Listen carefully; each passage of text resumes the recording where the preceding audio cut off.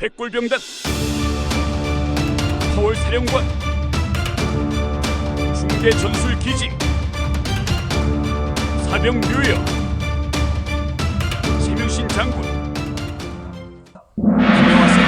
지식을 쉽게 풀어주는 지식설입니다. 전쟁 한가운데에서도 인간을 소중히 여기는 마음을 잃지 않은 장군이 있습니다. 오늘은 한 평생을 군인의 길에 바치고도 총이 아닌 신념으로 싸웠던 한 사람, 대한민국 현대사에 깊은 족적을 남긴 최명신 장군의 이야기입니다. 그 이름 최명신. 조금은 낯설게 들릴지 모르지만 이야기를 들으면 생각이 달라질 겁니다. 세상엔 똥별들만 있는 게 아니니까요. 그럼 시작해봅시다. 1926년 황해도 국산. 한반도가 아직 일제의 압제 아래 있을 때 최명신은 가난하지만 성실한 집안에서 태어났습니다. 그의 아버지 최응국, 아나키스트 계열 독립운동가였습니다. 국민을 위해 존재하는 권력. 아버지의 이 신념은 최명신의 심장 깊은 곳에 심어졌습니다. 소년 최명신은 총명했습니다. 평양 사범학교를 졸업하고 교사가 되었지요. 해방 직후 그는 김일성과 김책에게 함께하자는 제안까지 받습니다. 하지만 그는 남하를 결심합니다. 새로운 나라, 자유를 위한 길을 선택했으니까요. 1946년 조선 국방경비대 창설, 20살 제호기생으로 입교하여 수석 졸업, 대한민국 초대 장교 중 한 사람이 된 그는 그 순간부터 군인의 길을 걷기 시작했습니다. 전쟁 전 수많은 빨치산과의 전투, 그리고 1950년 한국전쟁. 그는 주저하지 않았습니다. 국군 최초의 유격부대 백골병단, 현재의 북파부대의 전신이었던 것이지요. 그는 북한 점령 지역을 누비며 후방교란 작전을 펼칩니다. 매복, 기습, 야간 전투. 병력은 열세였지만 그는 지형을 활용하고 전술을 창의적으로 구사하며 전과를 쌓아갔습니다. 도솔산, 용문산, 화천. 그 이름만으로도 숨막히던 격전지. 그 중심에는 언제나 최명신이 있었습니다. 특히 현리 전투. 국군 전선이 무너졌던 그 절망의 순간에도 그는 병력을 재편하고 전선을 다시 세웠습니다. 하지만 무엇보다 빛났던 것은 그의 인간미였습니다. 장군님은 우리에게 총을 쥐어준 분이 아니라 마음을 주신 분이었다. 부하들의 회고처럼 그는 병사의 이름을 외우고 식량을 나누어주며 언제나 함께 싸웠습니다. 전쟁이 끝난 후 그는 미국 육군참모학교에서 현대전을 배웁니다. 그리고 한국군의 전술체계 정립에 앞장섭니다. 1960년대 베트남전. 한국군은 헬기, 중장비가 부족했습니다. 미군 방식으로는 살아남을 수 없었지요. 최명신은 미군과 다른 한국군의 실정에 맞는 중대전술기지를 고안합니다.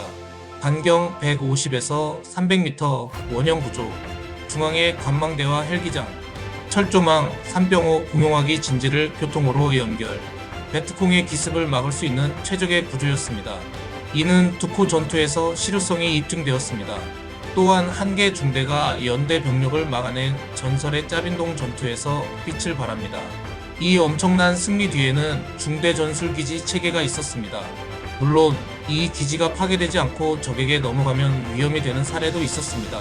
그 예가 바로 앙케페스 전투였지요. 그러나 무엇보다 특별했던 것은 그의 인간을 향한 신념이었습니다. 100명의 베트콩을 놓치더라도 한 명의 무고한 이가 피해를 입어서는 안 된다. 구호가 아니라 실제 명령이었습니다. 한국군은 민간인을 존중하며 작전을 수행했고 현지 주민의 마음을 얻었습니다. 한 마을에서는 의료 지원을 받은 주민이 스스로 베트콩 은신처를 고발했지요.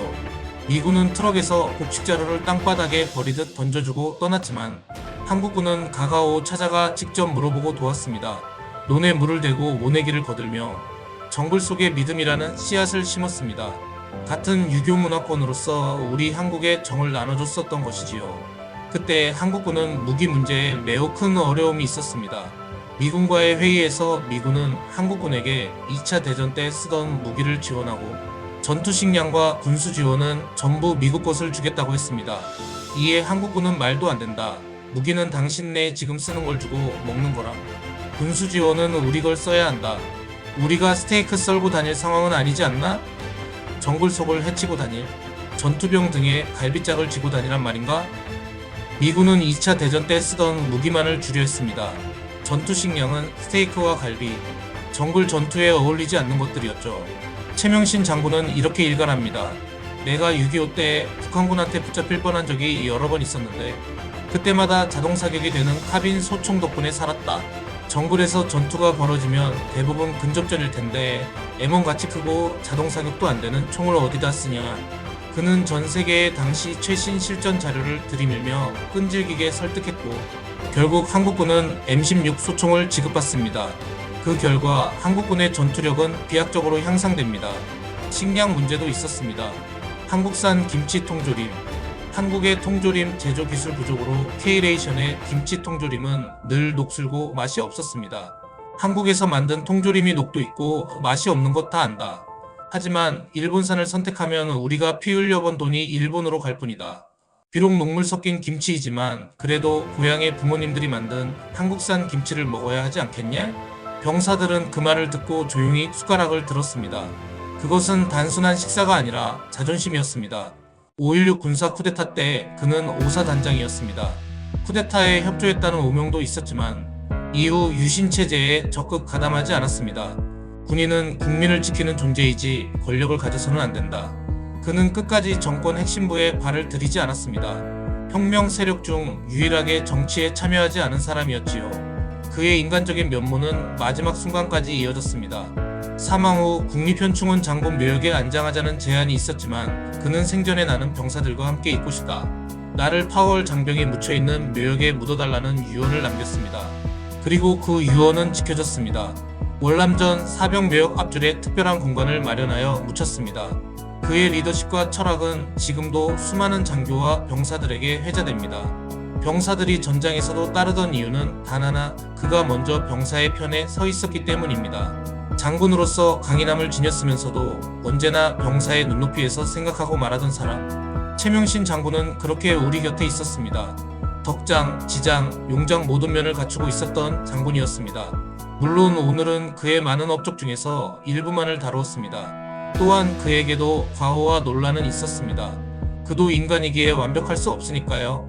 하지만 오늘은 그의 정신과 철학을 보는데 초점을 맞추었습니다. 이제 우리는 질문해야 합니다. 진정한 리더는 어떤 사람인가? 전쟁 속에서도 인간성을 잃지 않았던 최명신 장군. 그는 총보다 마음으로 싸웠고 무력보다 신념으로 이겼습니다. 감사합니다. 지금까지 지식을 쉽게 풀어주는 지식설이었습니다. 구독과 좋아요는 세계 평화와 정의를 꿈꾸는 한 사람에게 꿈과 희망을 줍니다.